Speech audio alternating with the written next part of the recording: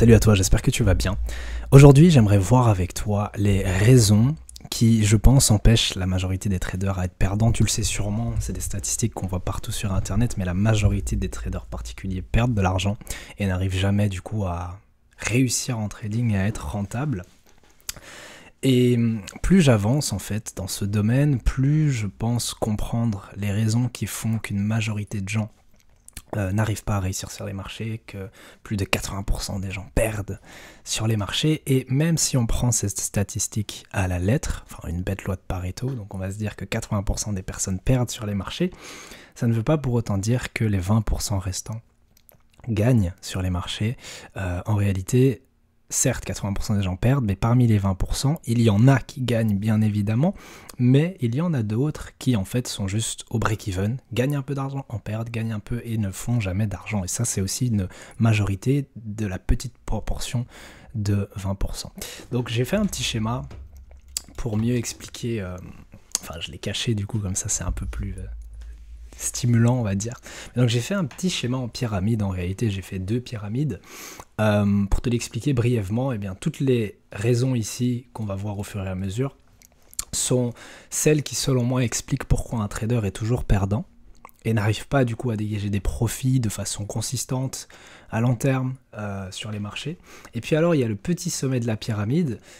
Bien évidemment quand tu, on va dire, dépasses le dernier niveau, tu dépasses aussi le seuil de rentabilité. Donc une fois que tu as entre guillemets accompli ces 5 choses-là, tu deviens rentable, mais c'est pas pour autant que tu es au sommet de la pyramide, parmi on va dire les meilleurs traders rentables, indépendants, particuliers. À ce moment-là, il y a encore d'autres choses que tu peux mettre en place du coup pour devenir le trader le plus rentable.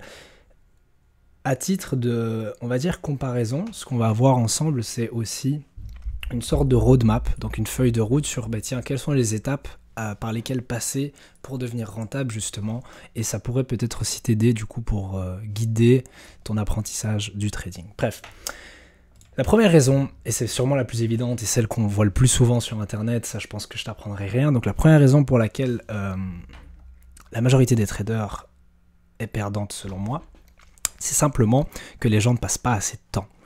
Pas assez de temps à s'éduquer. Forcément, s'ils passent pas assez de temps à s'immerger dans le trading, ben forcément, ils seront pas assez éduqués. Et donc, simplement, un manque d'éducation fait qu'ils perdent sur les marchés. Je pense que la croyance qui te sera la plus utile pour toi qui souhaite apprendre le trading, c'est de percevoir le trading comme un métier à part entière et non pas juste comme un truc que tu peux faire sur le côté. Beaucoup de gens voient le trading comme quelque chose de soit facile, soit un moyen rapide de gagner de l'argent, soit quelque chose en tout cas de pas aussi difficile, complexe, rigoureux que ce qu'on pense, mais crois-moi, c'est beaucoup mieux si tu perçois le trading comme vraiment quelque chose de pas nécessairement difficile, parce que passer un certain stade c'est plus nécessairement difficile, mais en tout cas que tu le vois comme un vrai métier, quelque chose qui prend des années à apprendre, des années à maîtriser et qui va te prendre aussi énormément de temps pour devenir un expert dans ce domaine-là. Donc 80% des personnes, c'est ce que tu peux trouver sur internet. Enfin, après, de toute façon, c'est des chiffres un peu bateaux, dans le sens où bah, c'est juste une majorité de personnes, on va dire. 80% des personnes abandonnent au cours des 2 premières années, ça c'est un fait. Ça veut dire qu'entre le moment où elles se lancent dans l'apprentissage et la pratique du trading et le moment où elles abandonnent, elles arrêtent, elles font autre chose de leur vie, il peut s'écouler jusqu'à 2 années. Si déjà à ce moment-là, t'as la majorité des gens qui disparaissent, ciao ciao, bah forcément, ça fait plus que 20% de personnes qui peuvent potentiellement devenir rentables. J'en ai parlé dans la dernière vidéo, mais si tu abandonnes, forcément tu seras jamais rentable et tu pourras jamais savoir si tu l'auras été. Donc ça c'est la première raison, mais bon c'est un peu bateau, donc je vais directement passer à la deuxième, je pense que la première tu la comprends. La deuxième raison selon moi pour laquelle la majorité des traders est perdante, c'est que parmi ceux, et donc c'est comme ça que tu dois comprendre la pyramide, ceux qui passent au niveau supérieur, c'est à chaque fois ceux qui du coup ne font pas ça. Et du coup ont outrepassé le niveau précédent. Donc admettons maintenant qu'un trader passe suffisamment de temps à s'éduquer, 1 an, 2 ans, 3 ans. Aussi mini anecdote avant de passer à ce point-là, c'est que par mon, on va dire expérience, je sais pas si je peux appeler ça de l'expérience, mais parmi, on va dire, voilà, plutôt comme ça, tous les témoignages que j'ai vus, tous toutes les interviews, toutes les conférences, tous les ouvrages que j'ai lus, etc. Bref, parmi tous les témoignages des traders qui ont réussi et en ont fait un métier, j'en connais aucun, et c'est peut-être important à le dire, qui a réussi en moins de 2-3 ans. Et pour la plupart, ça tourne plutôt autour des 3, 4, 5 ans avant de vraiment réussir à dégager des profits de façon consistante et à pouvoir en vivre. 3, 4, 5 ans d'apprentissage continu. Pas juste, ah tiens, j'ouvre un bouquin de trading le samedi soir. Non, apprentissage continu. Dès que, soit ces personnes-là avaient un travail, et donc du coup, dès qu'elles avaient du temps libre, donc après leurs heures de boulot, elles allaient apprendre le trading à fond, soit simplement elles le faisaient à temps plein pour apprendre, et du coup, ces personnes-là, généralement, ont été plus vite. Mais du coup, si tu sais que la majorité des personnes qui ont réussi, ça leur a pris 3, 4, 5 ans, je parle pour les traders particuliers, bien évidemment, je parle pas des traders en institution, ça devrait te mettre la puce à l'oreille que, tiens, si tu passes que 1 ou 2 ans à t'éduquer, en fait, t'as aucune chance de réussir. Après, bien évidemment, il y a toujours des exceptions. Il y a des personnes qui, dès le départ, peut-être, ont la bonne éducation, tombent sur les bons ouvrages, sur le bon mentor, sur les bonnes formations, etc., ce qui leur permet d'accélérer leur courbe d'apprentissage. Mais pour la plupart des gens, c'est beaucoup de essais-erreurs. On essaye de faire son chemin dans le monde de la finance et du coup, on perd énormément de temps à juste chercher le bon chemin, chercher vers où aller. Et c'est ce qui explique du coup les 2 années un peu perdues, un peu en l'air, parce que pour avoir discuté avec énormément de membres de la communauté, c'est souvent le parcours classique du mec qui essaye d'apprendre le trading en ligne, c'est que les premières années, il tourne un peu en rond. Il apprend un truc et en fait il se rend compte non, en fait c'est pas ça qu'il doit apprendre ou pas vraiment ça, il apprend un autre truc et il cherche un peu par tâtonnement pour finalement réussir à vraiment discerner la route à prendre pour devenir un trader pro. Mais du coup il perd entre guillemets énormément de temps à juste s'orienter tout seul parce qu'il n'a pas de guide, il n'a pas de mentor, il n'a pas de professeur. Bref. Mais donc ça c'est pour le premier point. Admettons donc que tu t'éduques correctement pendant suffisamment longtemps. Le deuxième problème qu'on peut rencontrer, c'est que malgré qu'une personne non, je vais laisser la flèche, tu sais quoi. Malgré qu'une personne soit éduquée, comprenne les marchés financiers, comprenne les concepts clés comme l'analyse technique, l'analyse fondamentale, la gestion des risques, la psychologie, etc. Bref, malgré qu'une personne soit suffisamment éduquée en trading, elle continue d'aborder les marchés sans méthode, sans stratégie, sans système. Le problème, c'est que là où les marchés sont relativement aléatoires, si tu les abordes de façon aléatoire, tu vas perdre. Si un jour tu fais A, puis le lendemain tu fais B, puis C, tu n'auras aucun moyen de savoir si tu as une approche consistante des marchés. La seule façon d'avoir une approche consistante des marchés, c'est en ayant une stratégie. Donc une façon d'aborder les marchés systématiquement. D'où le mot systématiquement, c'est d'avoir un système. Donc tous les jours, toutes les semaines, tu te dis, ok, tiens, quand j'aborde les marchés, je fais ça. T'as presque une checklist en mode, ok, j'analyse les marchés comme ça. J'identifie, je sais pas, certaines zones comme ça. J'achète ou je vends dans telles conditions-là. Des conditions précises que tu as écrites. Alors ta stratégie peut soit être mécanique ou discrétionnaire. C'est des mots pour dire, mécanique, c'est une stratégie 100% automatisée. Donc c'est un algorithme en fait que tu vas coder et qui va trader pour toi. Et une stratégie discrétionnaire, c'est plutôt une stratégie où tu vas prendre des décisions relativement subjectives. Ça peut être plus ou moins subjectif, mais tu vas prendre des décisions manuellement, on va dire, sur les graphiques et puis acheter, vendre, etc. Mais donc, sans stratégie, forcément, il y a et on s'en rend pas compte, mais il y a énormément de personnes qui tradent sans stratégie claire. Donc ça veut dire que, imagine, tu es en appel avec eux ou quoi, et tu leur dis, ok, c'est quoi ta stratégie ?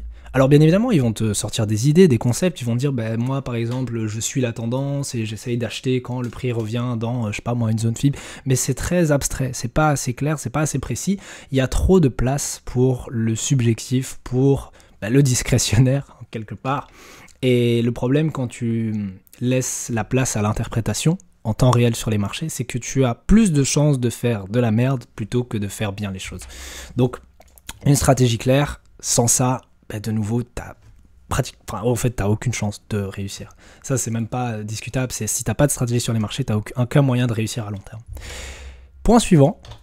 Admettons maintenant que tu trouves ta stratégie, une stratégie qui te convient, etc. Je vois beaucoup de personnes aussi, donc surtout dans le milieu retail, en fait, dans le milieu particulier, qui ont une stratégie. Donc ça veut dire, alors peu importe d'où ils l'ont prise, que ce soit prise dans un livre, que ce soit conçu eux-mêmes, que ce soit prise sur YouTube.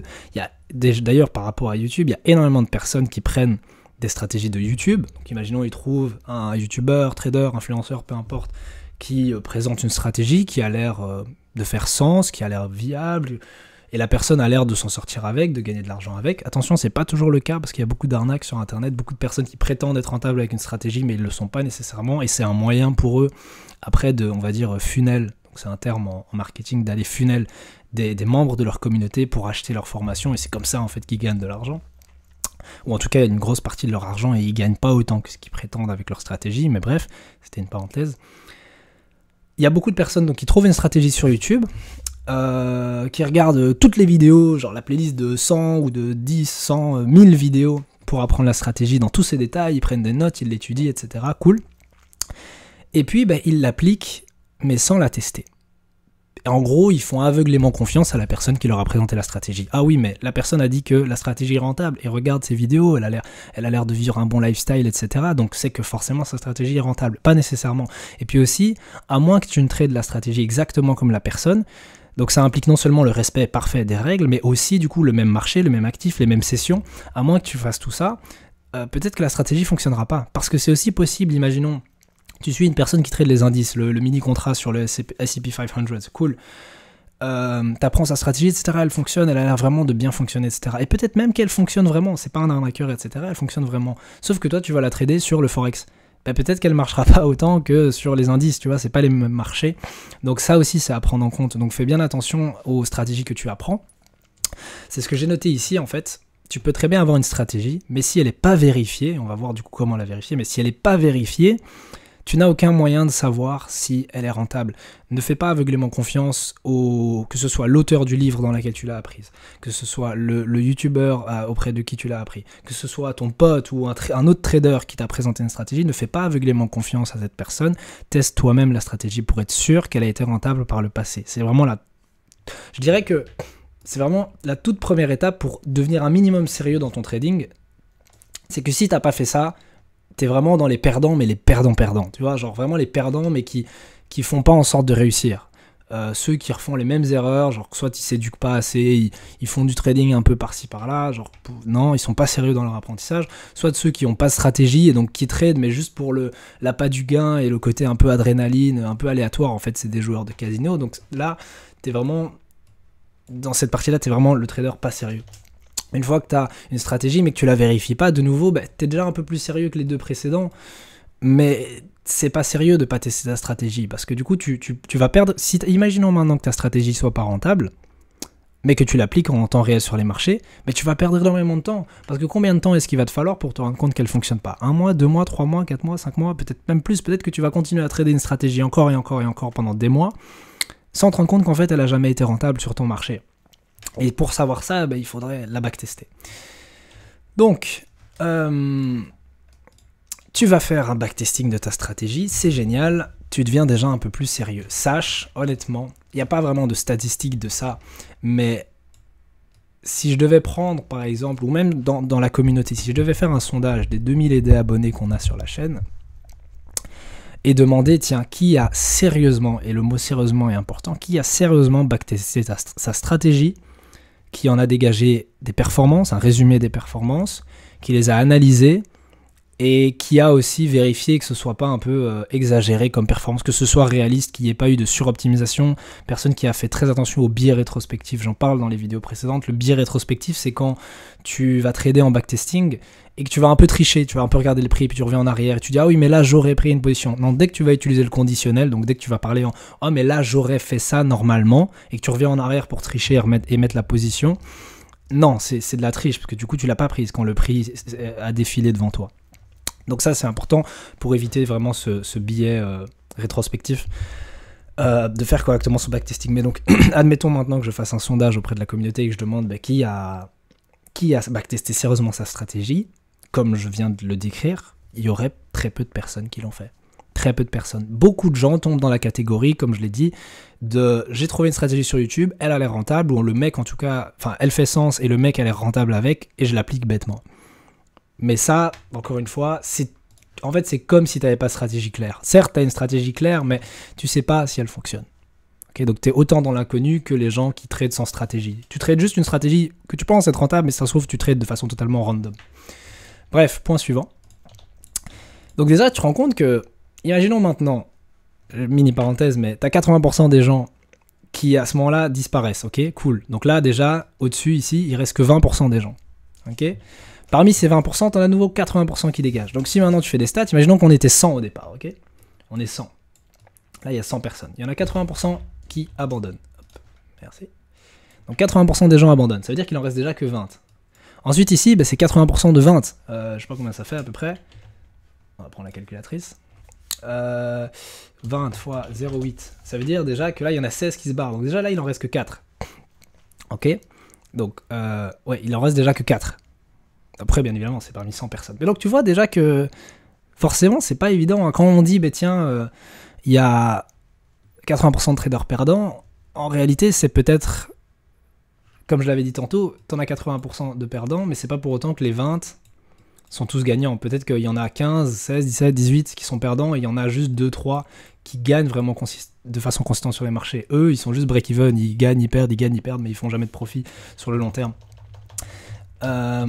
Donc voilà, c'est un peu la même chose en fait avec les jeux de hasard, etc. Ben, peut-être qu'il y a 80% de perdants, ils perdent juste de l'argent, mais il y a aussi alors peut-être 15% de gens qui gagnent un peu mais perdent un peu, et sur le long terme en fait ils sont juste break-even.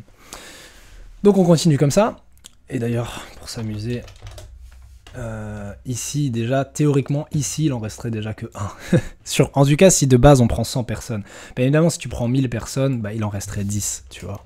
Mais quand même, déjà, tu te rends compte que... Bon, après, là, je fais juste une bête loi de Pareto. La loi de Pareto, c'est celle qui veut qu'on exclue la majorité de la population, et cette majorité, c'est un nombre de 80. Bref, on continue. Désolé pour cette interruption. Donc, si maintenant, tu vérifies ta stratégie en backtesting, et tu backtestes correctement, je t'invite vraiment à aller voir comment backtester correctement, n'importe où, ça peut être dans des livres, sur YouTube, des formations, peu importe, mais... backtest correctement pour avoir une idée de comment aurait performé ta stratégie par le passé. Ça ne veut pas pour autant dire qu'elle sera rentable à l'avenir, mais au moins tu as déjà une idée de, bah tiens, est-ce que ma stratégie a du sens? Si ma stratégie a jamais été rentable par le passé, peut-être que ça vaut pas la peine de l'explorer plus que ça, et peut-être que je devrais juste en trouver une autre. Donc si maintenant ta stratégie a été vérifiée en simulation historique, donc par le passé en backtesting, il faut quand même donc tu as une stratégie backtestée, ce que j'ai écrit ici, mais il faut quand même la vérifier en dehors de l'échantillon. Ça veut dire que dans l'échantillon, c'est du backtesting, c'est sur un échantillon historique que tu as sous la main, mais il faut quand même la vérifier sur un échantillon qui n'existe pas. En gros, il faut confronter ta stratégie à des prix qu'elle n'a jamais rencontrés, des conditions de marché qu'elle n'a jamais rencontrées, pour voir si elle est robuste et puis pour voir si sa rentabilité reste là. Alors il y a plusieurs, bien évidemment, méthodes pour le faire.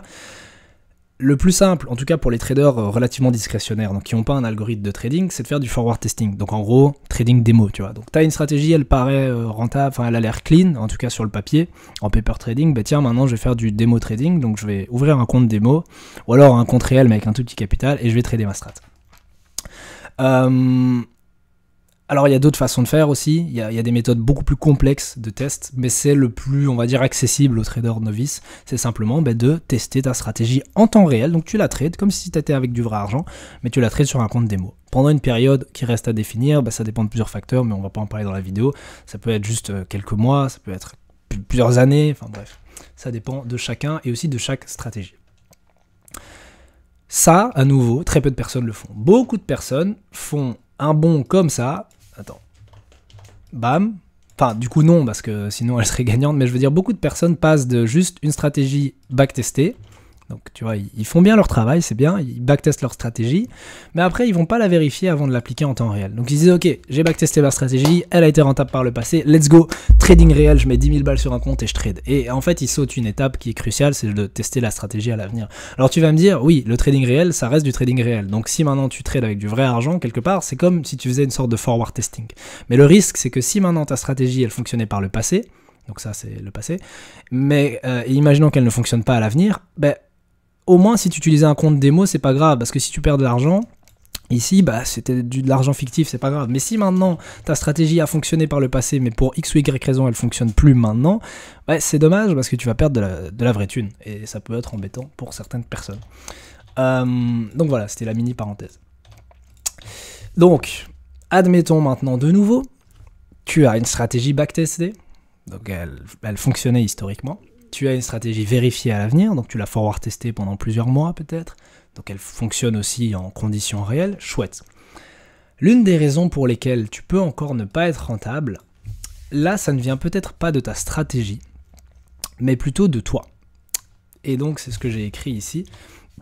Le problème en fait c'est que, imaginons tu aies deux rapports de performance, ok? Donc ça,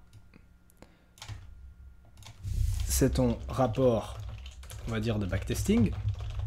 Ok, donc tu as un premier rapport qui dit, tiens, voilà, ma stratégie, elle a tel rendement, le drawdown maximum c'est ça, j'ai X trades au total, enfin bref, tout un tas de statistiques. Et on va dire que globalement, je vais mettre un petit pourcent au-dessus, voilà, c'est les performances de ta strat. Et puis du coup, tu fais ton forward testing sur 3 mois, 6 mois, et du coup, tu as ton rapport de forward testing. Qui te dit aussi, tiens, sur les 3 mois où j'ai tradé ma stratégie en conditions réelles, voilà, c'est ça le rendement, c'est ça le nombre de trades, le pourcentage de gain, etc., etc. Chouette.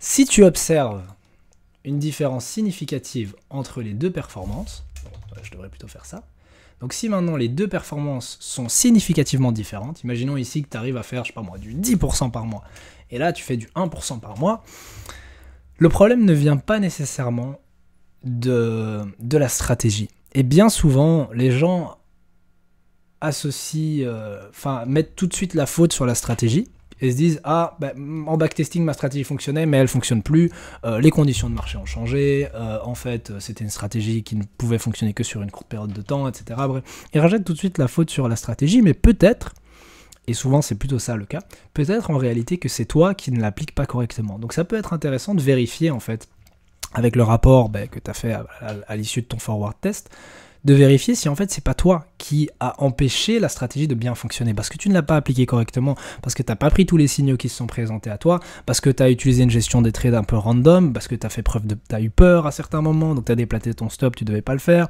ou tu as pris une taille de position plus grande que ce que tu devais faire, tu as pris des profits trop tôt, bref, toutes ces choses-là, toutes les petites erreurs qu'on peut faire, et qui nous font dévier de nos règles, qui nous font dévier de notre stratégie initiale, peuvent du coup faire différer la performance. Ok ?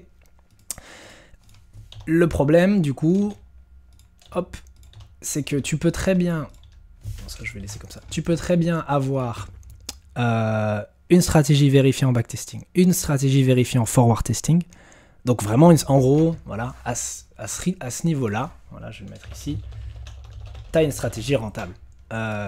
Ici, tu as une stratégie rentable. Mais tu peux très bien avoir une stratégie rentable qui fonctionne par le passé, à l'avenir, et ne pas réussir sur les marchés à cause d'une mauvaise discipline, une mauvaise psychologie de trading, comme on l'appelle. Parce que tu ne respectes pas tes règles, les règles de ta strat. Tu ne l'appliques pas correctement sur les marchés. Et c'est d'ailleurs pour ça que, imaginons on prenne une stratégie qui s'appelle la stratégie ABCD. Ok, tu prends une stratégie, tu la donnes à 10 personnes. Donc c'est la même stratégie, tu la donnes à 10 personnes différentes, à 10 traders. Tu verras qu'à la fin, ils auront des rendements différents, mais vraiment différents. Et pas, donc pas, tout le monde tourne autour, je sais pas moi, de 10%. De performance, non, parce qu'à la limite t'as genre 9,8, 10,2, 11,3, ok, ça pourrait s'expliquer par le spread, les commissions, etc., parfois du slippage, des trucs comme ça, non, là, les différences sont colossales, t'as des gens qui ont perdu avec la stratégie, t'as des gens qui ont gagné énormément, t'as des gens qui ont gagné un peu moins, et ça s'explique par la psychologie, parce que qu'on le veuille ou non, on va influencer la façon dont on trade, nous en tant qu'être humain. À moins que ta stratégie soit 100% automatique, tu vas influencer ta stratégie. Donc tu dois vraiment réussir à essayer de combler ou réduire le plus possible ce gap, cet écart entre ce que ta stratégie te permet de faire comme performance et ce que toi tu fais comme performance. Parce que ta psychologie humaine, ou ta mauvaise psychologie, va du coup agrandir cet écart. Il faut l'éviter à tout prix. Bref, donc le manque de discipline ou la mauvaise psychologie de trading peut t'empêcher du coup de dépasser ce seuil de rentabilité et de gagner sur les marchés. Avant d'aller plus loin, donc avant de voir vraiment, je vais enlever ça, avant de voir vraiment ce qui peut vraiment te permettre de passer de un peu gagnant au vraiment gagnant-gagnant, genre le mec en gros maintenant c'est bon, t'es un trader forex professionnel. J'aimerais juste préciser, parce que c'est quelque chose qui n'est pas anodin, tu remarqueras que la psychologie de trading, comment je fais? Comme ceci. Tu remarqueras que la psychologie de trading se place tout en haut de la pyramide. Et ce que tu vois sur internet souvent c'est l'inverse, c'est que la psychologie de trading elle est ici en dessous. Tiens, si tu réussis pas sur les marchés, c'est à cause de ton manque de psychologie, à cause de ton manque de discipline. Je suis pas d'accord avec ça, même si à l'époque, si tu remontes dans mes vieilles vidéos, c'est ce que je pensais aussi, c'était l'erreur que je faisais aussi, mais je me rends compte avec le temps qu'en réalité, si t'as pas tout ça, donc si t'as pas, si t'as pas une stratégie qui a été vérifiée, en backtest et en forward test. Ta psychologie en soi, je vais pas dire on s'en fout un peu, mais pour avoir une bonne psychologie de trading, ça veut dire respecter ses règles de trading. Il faut avoir des règles de trading. Si t'as pas de règles, tout ce que tu fais c'est une erreur, et donc t'as aucun moyen de savoir si t'as une bonne psychologie, parce que tu sais pas juger si t'as bien agi ou pas sur les marchés. Donc c'est pour ça que je le mets là. Et c'est pour ça qu'en réalité, c'est là où ça se trouve. Et t'as beaucoup de mecs, de vendeurs de formation et tout, qui vont te dire, oui, non, mais en fait, c'est ta psychologie le problème, psychologie. En réalité, peut-être que ton mindset n'est pas bon, mais ça, c'est pas la même chose. L'état d'esprit que tu as, ok, donc bon, je vais pas l'écrire. Le mindset, c'est ce qui va être nécessaire pour passer tous les niveaux. Ça, c'est vrai. Mais c'est pas l'état d'esprit, c'est vraiment l'état d'esprit du gagnant, du vainqueur. C'est le mec qui se dit, ok, je vais battre tout le monde et moi, je vais consacrer plus que 2 ans à mon éducation. Je vais créer une stratégie et je vais la vérifier et je vais encore la vérifier, même si c'est chiant. C'est le mec qui réussit à passer tout, à faire preuve de persévérance et de détermination pour passer tous les niveaux.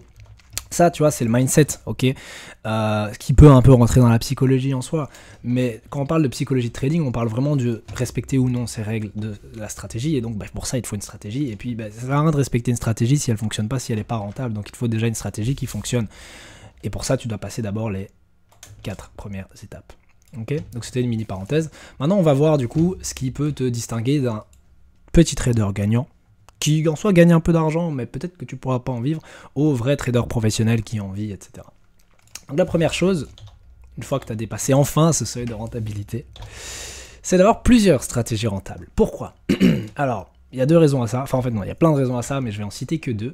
La première, c'est que tu peux avoir une stratégie qui fonctionne super bien, elle est rentable, etc. Les marchés changent, les marchés évoluent, les conditions de marché évoluent, et donc tu peux avoir un marché, par exemple, haussier, tu peux avoir un marché baissier, tu peux avoir un marché haussier mais volatile, baissier volatile, tu peux avoir des conditions de marché incertaines où le marché consolide, ça range pendant plusieurs semaines, mois, années. Et donc ta stratégie, peut-être qu'elle fonctionnait bien sur cette dernière période, mais qu'elle ne fonctionnera pas à l'avenir à cause justement des conditions de marché changeantes. L'exemple qui me vient à l'esprit, c'est par exemple si tu regardes un graphique de l'euro-dollar, tu verras que sur ces dernières années, donc on parle en années, ces dernières années, l'euro-dollar consolide globalement, ok, dans une énorme fourchette bien évidemment, mais il consolide globalement. Donc ça pourrait être propice pour certaines personnes qui voudraient surfer depuis le haut de la zone de consolidation jusqu'au bas, et puis du bas jusqu'au haut, ça peut être une stratégie de trading. Mais si maintenant, imaginons qu'on sort de cette consolidation et qu'on reprend des tendances comme à l'époque, ok, avec des grandes tendances de plusieurs centaines, voire même milliers de pips, ok, ta stratégie pourrait ne plus fonctionner. Et donc, dans ces moments-là, en fait, c'est important d'avoir, si pas une stratégie pour chaque type de marché, pour chaque condition de marché, au moins plusieurs stratégies. Parce que comme ça, c'est d'ailleurs, on va dire, la règle numéro 1 en termes de diversification des risques, c'est que si maintenant tu as une stratégie qui sous-performe le marché, peut-être que tu en auras une autre qui surperforme le marché et ça va compenser.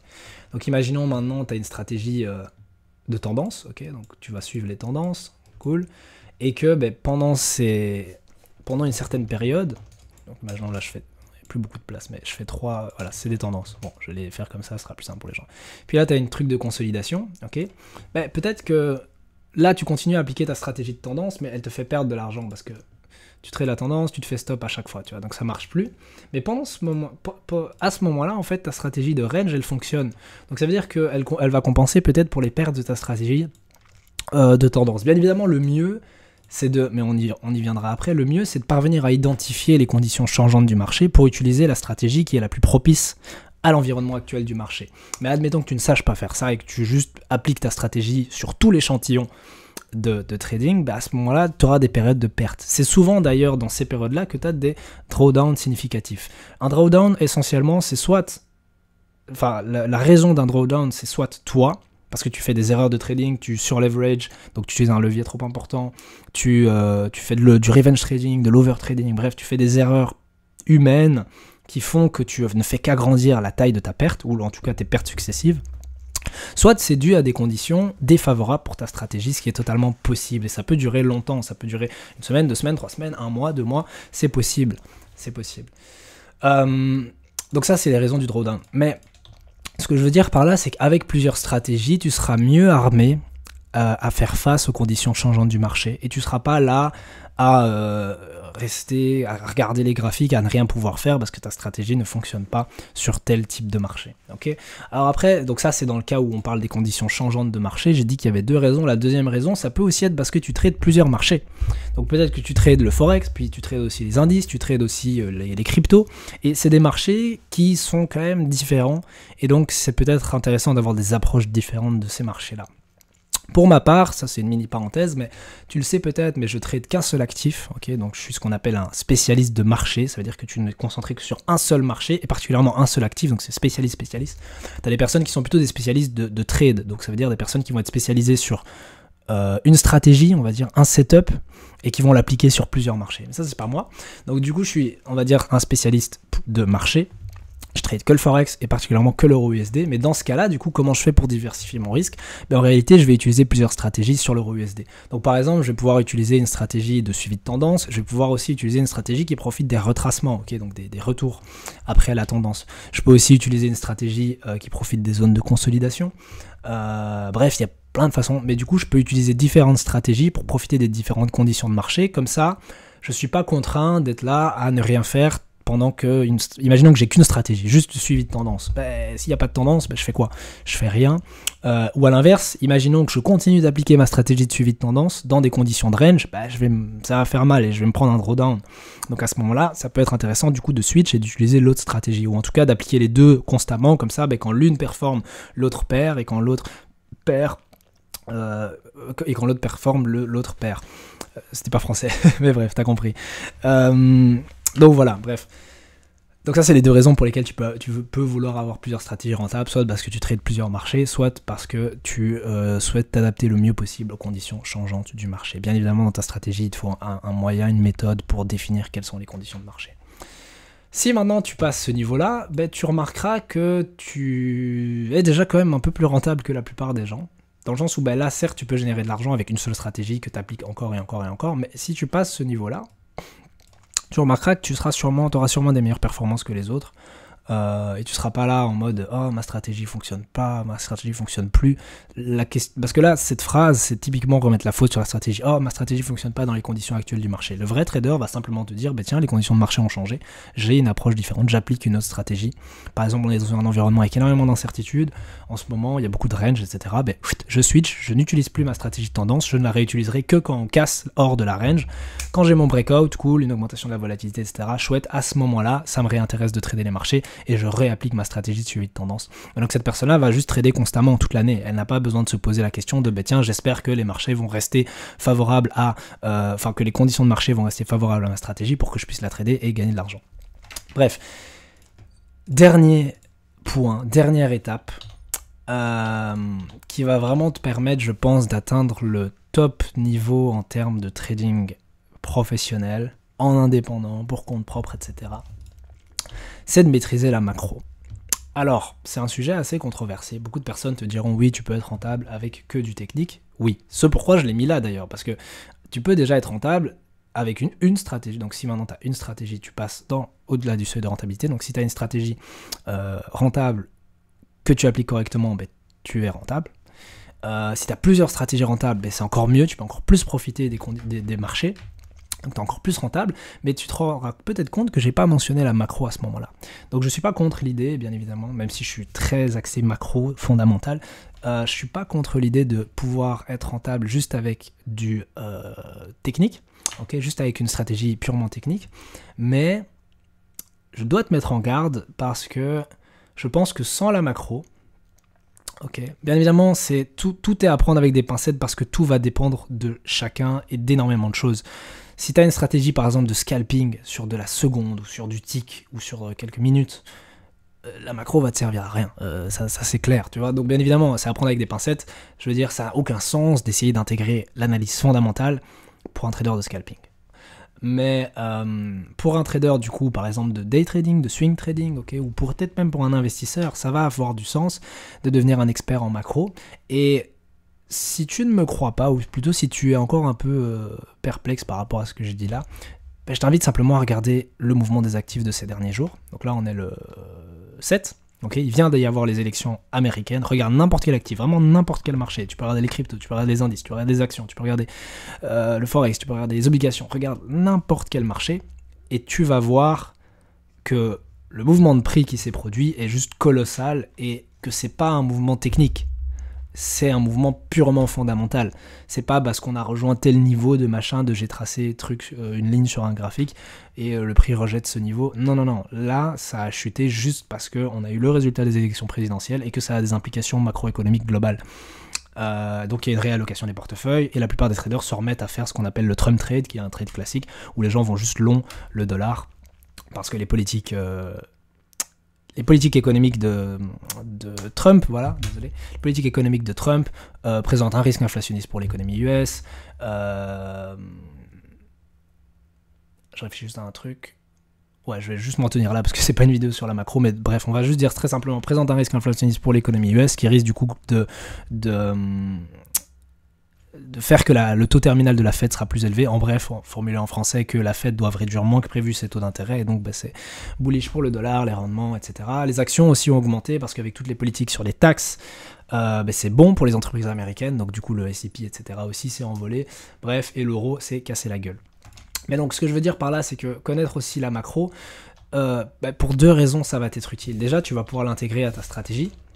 Okay, donc ça veut dire que si maintenant tu utilises la macroéconomie, tu utilises l'analyse fondamentale pour déterminer la direction du prix à l'avenir, je pense que c'est quand même plus facile pour toi d'après aller dans ce sens-là, de surfer sur la tendance. Si tu sais maintenant que tel actif va s'apprécier ou se déprécier pendant les prochaines semaines, les prochains mois, tu sais déjà dans quel sens aller. Tout ce que tu as à faire, c'est choper les creux du marché, entre guillemets, et puis d'acheter, si c'est haussier, ou à l'inverse, choper les sommets et de vendre, tu vois, enfin le fameux adage, donc tu achètes bas, tu vends haut, tu vends haut. T'achètes bas, tu rachètes bas. Mais donc, ça c'est la première raison. Mais la deuxième raison, c'est surtout que si tu veux vraiment... En fait, tout ce que je t'ai montré là comme process, il est duplicable. Ça veut dire que, admettons, tu arrives au point où tu as plusieurs stratégies rentables sur un marché. Admettons le marché FX. Ok, et qu'en plus de ça, tu maîtrises les politiques économiques, monétaires, tu vois, des différentes... tu maîtrises... la macroéconomie des différentes économies, tu maîtrises les politiques monétaires des différentes économies, ça te permet de mieux pondérer, on va dire, ton panier de paires de devises pour te dire, ok, j'ai envie d'acheter telle devise, vendre celle-là, etc. Et tu peux faire une meilleure sélection et profiter des meilleures opportunités sur le marché. Ça, c'est une première chose. Mais tu peux vouloir devenir un expert macro peut-être pour aborder un autre marché et recommencer à zéro. Donc là, tu te dis, ok, moi j'ai déjà ma stratégie FX, ok, mais j'ai envie de faire du multi-stratégie. Enfin, tu le fais déjà sur le FX, mais tu te dis peut-être j'ai envie de faire du multi-marché, okay, du multi-market. Et à ce moment-là, tu vas dire, tiens, je vais vouloir trader les indices. C'est pas facile d'écrire avec la souris. Je vais vouloir trader les indices et tu recommences à zéro. Tu vas essayer de trouver une stratégie, tu vas la vérifier, la backtester, etc. Puis après, tu vas peut-être développer plusieurs stratégies. Tiens, j'ai une stratégie pour un bull market, j'ai une stratégie pour un bear market. Ok. Et puis en même temps, du coup, je deviens un expert en macro pour comprendre vraiment comment les indices bougent, comment les actions bougent, etc. Mais donc, vraiment, je pense que quand tu regardes n'importe quel top hedge fund manager, ou quand tu regardes n'importe quelle personne très haut placée dans la hiérarchie de la finance, ok, on parle de gestionnaires de gros fonds qui ont énormément d'actifs sous gestion, c'est tous des experts en macro. Ça veut, encore une fois, ça veut pas dire que tu es obligé d'apprendre la macro pour réussir en trading, non. Mais quand tu regardes en termes de rendement, il me semble, ce serait à vérifier, mais en tout cas il y a encore quelques années, c'était toujours pas le cas, donc en 2014 ou quoi, donc avant la crise de la dette souveraine, c'était toujours pas le cas. Donc si tu regardes les performances des plus grands fonds, etc., des génies de la finance, on va dire, il n'y a aucun trader quant. Ah si, il y en a peut-être un seul.